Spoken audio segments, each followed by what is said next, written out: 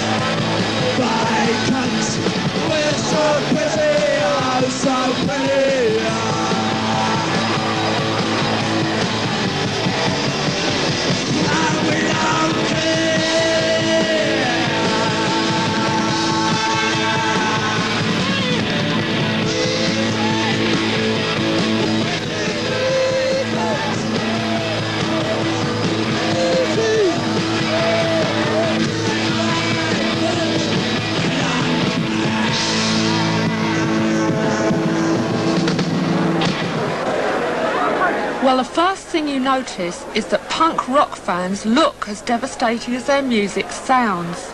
Torn clothes are held together with safety pins. There's lots of black leather and bizarre hair, and the whole idea is to shock outsiders. Saying we're not going to take this anymore, we're not going to take this shit people dishing out.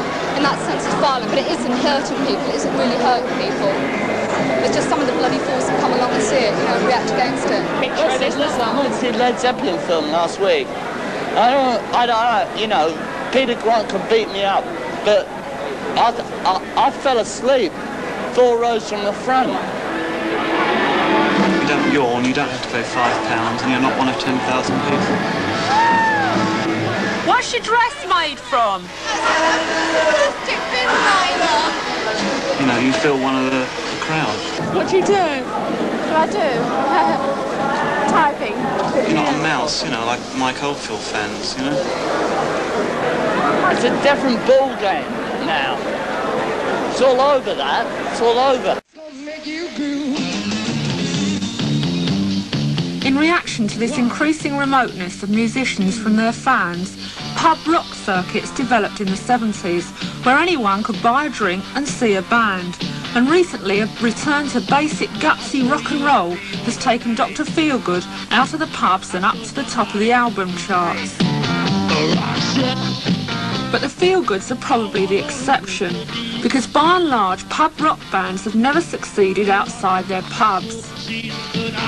I asked the Sex Pistols why they thought pub rock had failed to catch on. Most of their music though was just based around old standards, like Bees Mate Honey and bands like that. They just played everybody else's songs that everybody been playing for like 15 years. There's a couple of bands like the Kilburns, really good.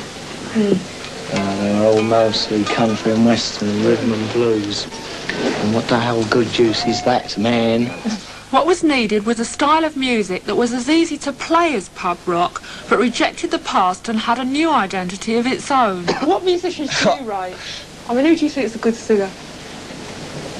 I don't. I don't have any heroes. They're all useless. Well, there's no bands around, is there? None. None that are accessible. Well, before you... Unless you pay a fiver to see them, and then you can't see them. And what sort of people came to see you in the beginning? Well, no one knew us at the beginning. It was just whoever was there when we turned up. Because we used to turn up with our equipment and just like crash in and do the gigs. Nobody knew we was playing until we got there. We didn't even know actually. Well, you reckon that was the only way to get a gig, was just to turn up first? And... Yeah, that's how we can get gigs. Fucking pushing. Come Can't here. get them. No, I'm sure. How comes Come on, Johnny. No. What, when you stood up and started singing the first time, what happened? I mean... Go on, John, go on. It was wonderful. No, come on. People loved me. They threw flowers. Well, look, I saw you the 6th time, and people were quite shell-shocked. Well, then you know yourself, don't you? What sort of people come to see People at you? home though, Johnny. I don't know, just bored people. Bored out their brains with hippies. What's this thing you got against hippies? They're complacent. You were just attacking Top of the Pops and the sort of bands that are on there. What, do you think they're relevant to the kids 16, 17? Of course they're not. Relevant to their mums and dads, but that's about all. What about bands like Rod Stewart? What about him? Mums and dads, yeah.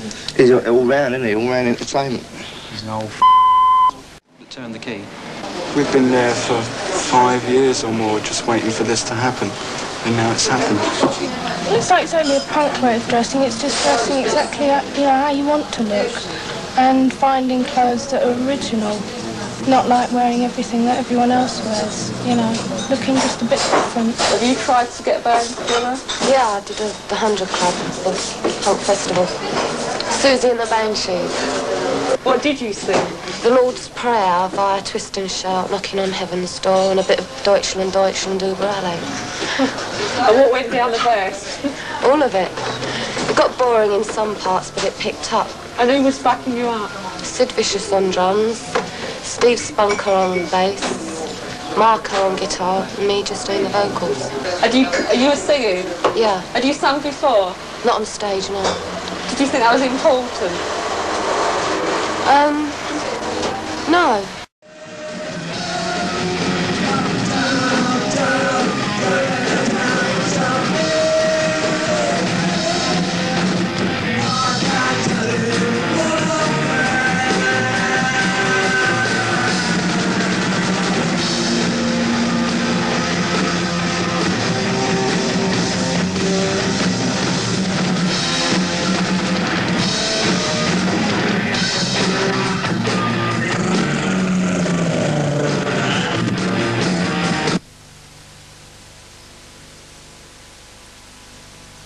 What is there in their apparently negative and destructive lyrics for fans to identify with?